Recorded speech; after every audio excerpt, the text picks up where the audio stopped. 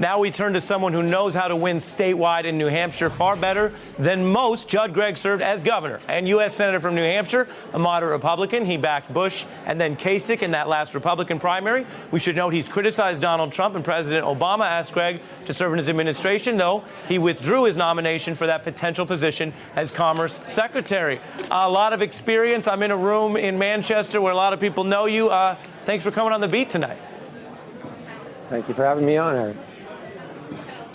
What do you see as key here on primary eve? Which Democrats running do you think have done the best to address the way that New Hampshire makes its choices?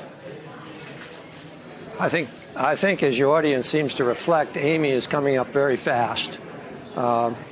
She really is sort of a New Hampshire type politician in that if you look at Jeanne Shaheen, who's the senior senator now and was our governor, she and Amy are sort of cut out of the same cloth.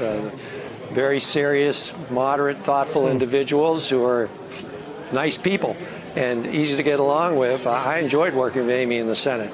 I like Mike Bennett a lot, too. I was interested, one of your listeners, one of the New Hampshire voters, mentioned Mike. I think Mike's a superb talent. Clearly, Bernie Sanders has a base in New Hampshire. He was able to beat Hillary Clinton here.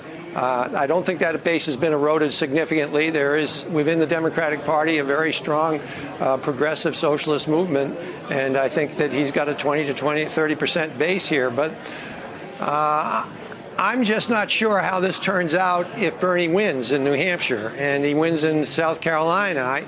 My sense is that rather than he being the winner, that maybe Mike Bloomberg's the winner, because the Democratic Party is going to want to nominate someone who they think can beat Donald Trump. And it's unlikely, in fact, I think it's literally impossible for a socialist to beat Donald Trump, no matter how aggressive and how pure and how committed he is to his cause and how fanatical or how strong his followers are. Just not going to sell in America today. We're not a socialist nation. So people are going to look for somebody else to coalesce around. And right now, the people who've seen all the other candidates don't seem to be building the momentum to do that. And maybe Mike Bloomberg comes out after Super Tuesday and is the competitor. Have you ever seen a race heading through New Hampshire that's this unsettled? Oh, yeah, often. many times. New Hampshire voters are, number one, very serious about this. They take the role of being the first primary as something that is a social and community responsibility.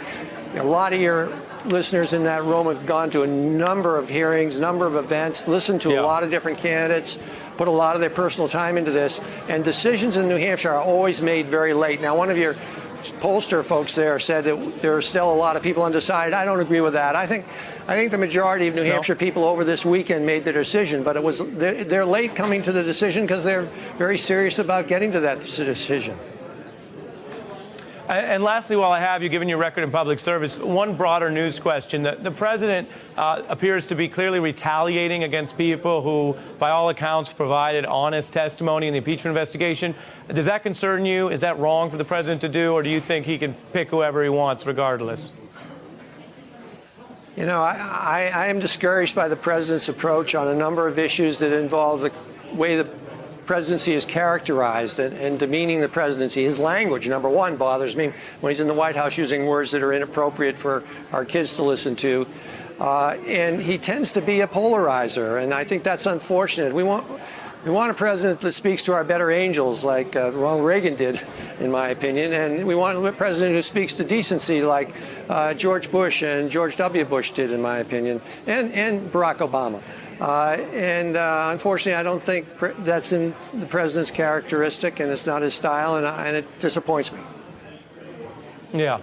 Look, Governor, Senator Gregg, I appreciate you spending time with us tonight here in your home state. Thank you. Hey, I'm Ari Melber from MSNBC. You can see more of our videos right here, or better yet, subscribe to our YouTube channel below. You could have been anywhere in the world, but you're here with us, and we appreciate that.